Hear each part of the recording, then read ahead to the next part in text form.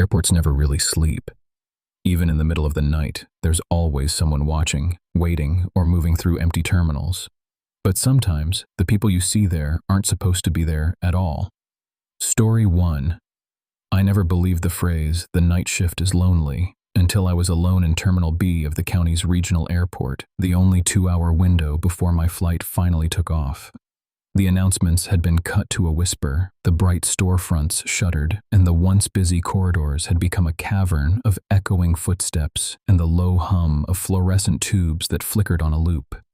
I was perched on the hard plastic bench near Gate 12, nursing a half-empty water bottle, when I first saw him.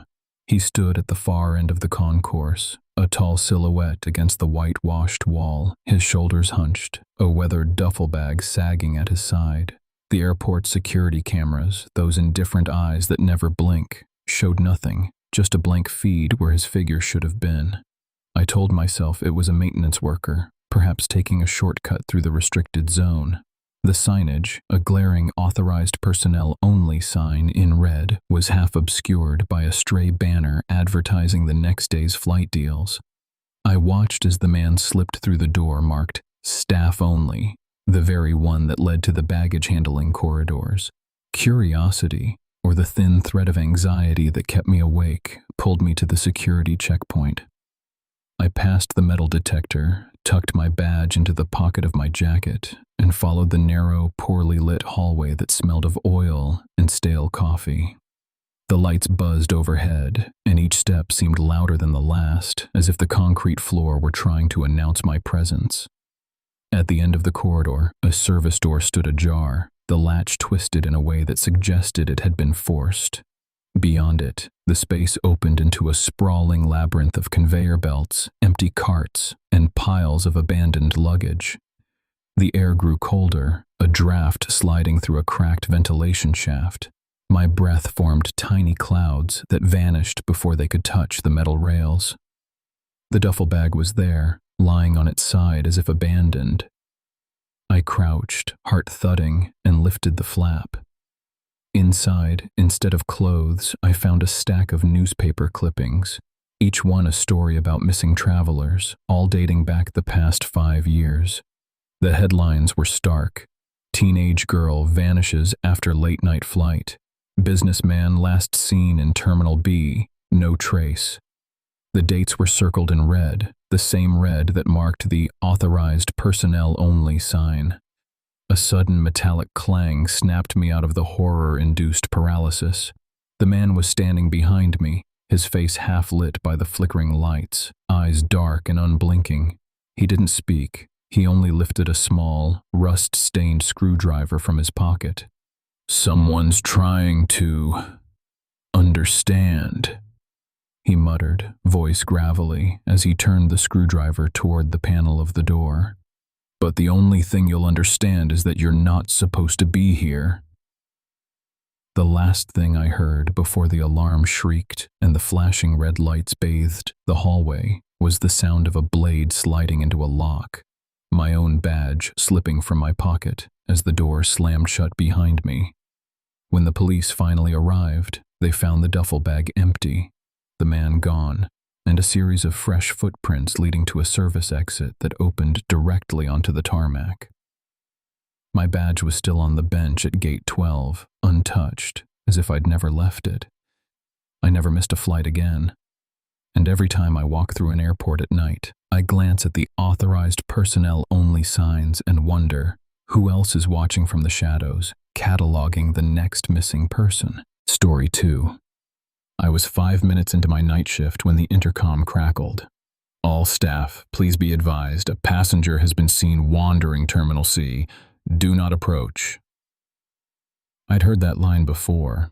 Usually it was a joke about a lost tourist or a kid with a balloon, but the voice that followed was flat, urgent, and it came from the control room, not the usual chuckle-filled PA. I glanced at the clock, 2:13 a.m. The terminal was a cavern of humming fluorescent lights, a sea of abandoned coffee cups, and the occasional echo of a distant luggage carousel. No one else was there. I slipped on my security badge, the thin plastic warm against my palm, and headed toward the gate area. The security cameras flickered across the glass wall, a black and white montage of empty chairs, a rolling suitcase abandoned on a seat, the blinking exit sign that seemed too bright in the darkness. At gate 7, the door was ajar. I pushed it open and saw her, just a silhouette at first, a thin figure standing in the middle of the aisle, suitcase at her feet. She was wearing a navy coat with a name tag that read M. Harper in a neat black script. The tag was dry cleaned, polished, the kind you'd see on a corporate traveler.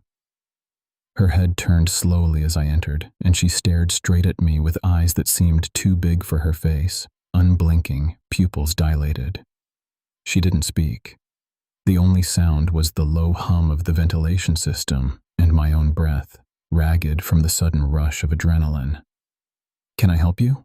I asked, trying to keep my voice steady. She lifted a hand, palm up, and placed a small black card on the floor. I bent to pick it up. The card was a boarding pass. Flight KJ412, destination unknown, gate 7, boarding time 2:05. The barcode was smudged, the airline logo faded. My radio crackled again. "All staff, do not let the passenger leave the terminal. She is a security risk." I stood, the boarding pass burning a hole in my pocket. The doors to the restricted area, where the planes are serviced, were a few meters away, the heavy steel doors sealed with a biometric lock. I could see the silhouettes of parked aircraft beyond, their wings like sleeping beasts. I tried to lead her back toward the main concourse, but she didn't move. Instead, she tilted her head as if listening for something only she could hear. A low, metallic clank echoed from the far end of the hallway. A maintenance cart rattled by, its wheels squeaking over the polished tiles. The cart was empty, the attendant nowhere in sight. My pulse hammered. I remembered the night a cargo plane had disappeared without a trace. No wreckage, no survivors. The mystery was still unsolved, but the files were sealed, marked, restricted. I'd read the brief in the briefing room. If an unauthorized individual is observed near the aircraft bay, they must be detained immediately. I reached for my radio, but the static hissed like a warning. The woman raised her hand again, this time pulling a thin, silver key card from her coat.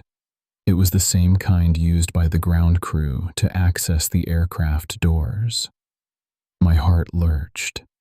She slipped it into the lock, and the heavy doors groaned, swinging open a fraction of an inch. A cold gust of air rushed out, carrying the faint, metallic smell of fuel. Behind her, a dim glow flickered in the bay, a runway light far off, blinking in a rhythm that matched the thudding of my heart. The woman turned to me, her expression now a mask of calm. "You shouldn't be here," she whispered, voice barely audible over the ventilation. Before I could react, she stepped through the doorway, the doors sealing shut behind her with a decisive clang. The intercom crackled one final time. "Security breach confirmed. Initiating lockdown." I stood frozen, the empty terminal echoing my own breathing. The lights flickered, then steadied. I realized the boarding pass was still in my hand, warm as if it had just been printed. I turned to the gate, expecting to see her vanish, but the aisle was empty. Only the abandoned suitcase, its lid slightly ajar, revealing a single, meticulously folded airline uniform underneath. I never saw her again. The next morning, the footage from the cameras showed nothing but an empty terminal at 2:13. The boarding pass and the key card, both never logged in any system, were the only proof that something had slipped through the night using the airport's own security against it. Now, whenever I walk those quiet halls, I hear the soft click of a lock turning and the distant hum of a plane that never left the ground. And I keep my badge close because some passengers don't need a ticket to board.